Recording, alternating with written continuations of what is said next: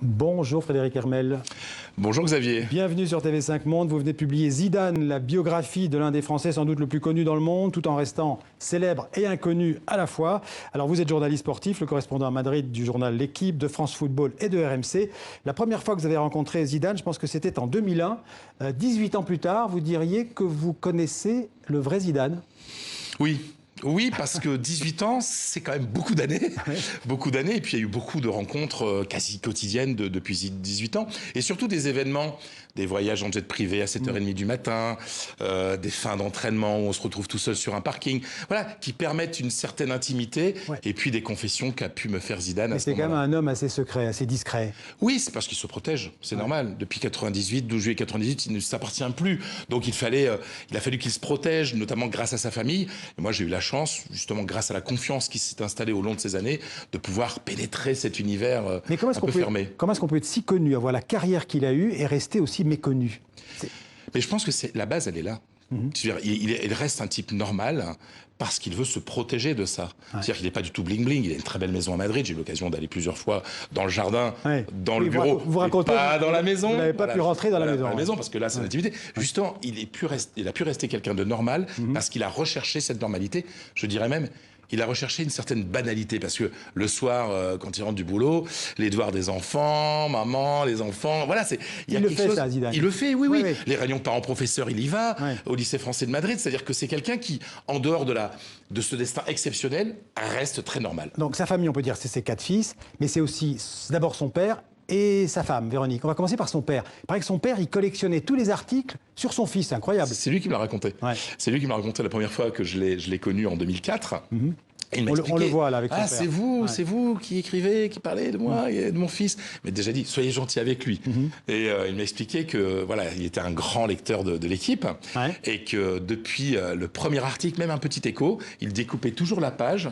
Et puis il avait fait construire, il avait fait fabriquer des classeurs particuliers pour pouvoir conserver chacune des pages où on parlait de son fils. Je pense qu'il y a 2-3 pièces de la maison à Marseille qui doivent être uniquement occupées par ces coupures. On peut dire que Zidane n'a jamais voulu décevoir son père. C'est une des clés de sa vie. Oui, c'est son guide, sans aucun doute. Et sa femme aussi, Véronique, qui compte beaucoup. Véronique, il l'a rencontrée, je crois, en 80 des mois. Ils sont en 89. Ils sont tous les deux apprentis. Voilà. Elle apprentie danseuse à Cannes. Lui apprenti footballeur. Et puis c'est le point fixe de sa vie. C'est le point fixe de sa vie. C'est le socle. Et quand j'ai vu Zizou pour lui offrir le livre.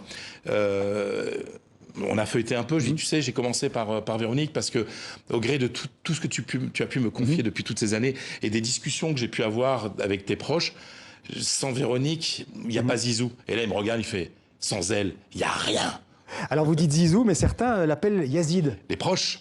Parce que c'est son deuxième prénom. Il s'appelle Zinedine Yazid Zidane. Et quand il était petit, mais pas n'importe qui l'appelle Yazid. Non, parce qu'il n'aimait pas qu'on l'appelle Zinedine. Donc les tout petits, tout le monde a commencé à l'appeler Yazid ou Yaz. Et donc on fait tout de suite la différence. Ceux qui peuvent l'appeler Yazid, ce sont vraiment les très proches. C'est qualité de joueur pour vous, les meilleures qualités de joueur de Zidane?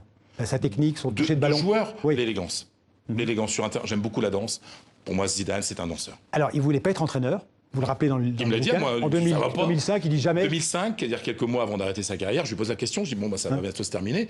T'aimerais pas être entraîneur? Moi jamais. Il s'est même un peu moqué de moi. Aujourd'hui, c'est un bon entraîneur au Real. C'est un excellent entraîneur parce qu'il travaille beaucoup et surtout parce que quand il était joueur, il écoutait, c'était une véritable éponge. Et aujourd'hui, on a l'impression qu'il redonne ce qu'il a, il se sert de tout ce qu'il a appris. Il va parvenir à convaincre Mbappé de venir jouer au Real? Il n'y aura pas besoin de convaincre beaucoup Mbappé. Ça va se faire? Un jour, ça va se faire, c'est écrit. Je ne dis pas tout de suite, mais Mbappé et le Real, c'est un mariage qui va se conclure à un moment ou à un autre. On peut dire que Zidane, il est plus espagnol ou plus français aujourd'hui? Il restera toujours français. C'est un vrai Français.